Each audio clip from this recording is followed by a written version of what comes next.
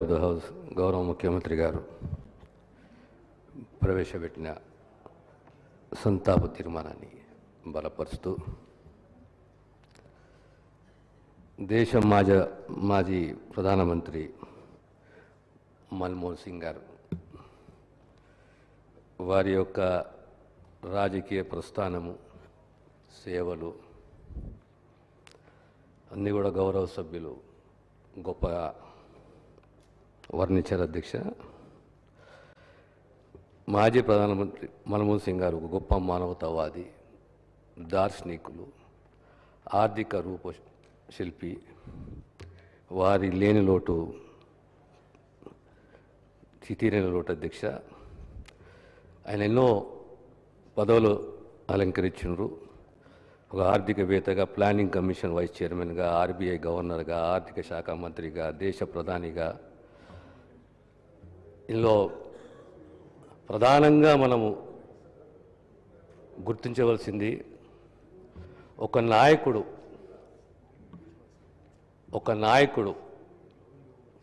ఇంతకుముందు గౌరవ సభ్యులు అన్నట్టు లాటరల్ ఎంట్రీ.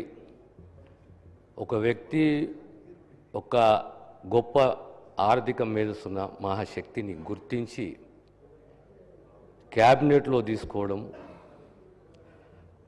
ఆర్థిక శాఖ ఇవ్వడం, ఆనాటి ఆర్థిక స్థితిగతులు ఏ రకంగా ఉండేనో, మన జీడిపి పరిస్థితి ఏ రకంగా ఉండేనో 1990-91 ఆనాటి కాలంలో ఓ పాలసీని నిర్ణయం చేయడము, లిబరలైజేషన్, ప్రైవేటైజేషన్, గ్లోబలైజేషన్ అని చెప్పి దానివల్ల opening of the economy, banking సెక్టరే కానీ, ఇన్సూరెన్స్ సెక్టరే కానీ, కమ్యూనికేషన్ సెక్టరే కానీ, మరి ఇతర రంగాలలో విదేశీ పెట్టుబడులు ప్రోత్సహించడము, ఓ జీడిపి పెరగడము, ఆర్థిక స్థితి పెరగడము, దీనివల్ల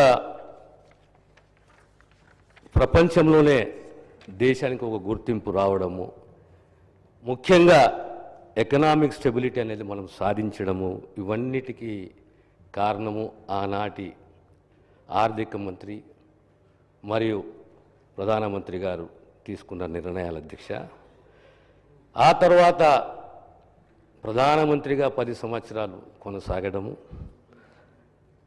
వారి యొక్క మళ్ళీ యొక్క ఇంటెగ్రిటీనే కానీ, కమిట్మెంట్నే కానీ, సింప్లిసిటీనే కానీ, దార్శనికత్వమే కానీ సోనియా గాంధీ గారు గుర్తించడము, వారిని ప్రధానమంత్రి చేయడంలో పాత్ర పోషించడం, ఆ 10 సంవత్సరాలు ఆనాటి ముఖ్యమంత్రి గారు తీసుకున్న నిర్ణయాలు, చట్టాలే కానీ, పాలసీలే కానీ, నిర్ణయాలే కానీ తాత్కాలిక ఉపశమనం కాదు, రాబోయే తరాలకు దేశము, సమాజము, ప్రజలు ఏ రకంగా ముందుకు సాగాలని చెప్పేసి తీసుకున్న నిర్ణయాలు.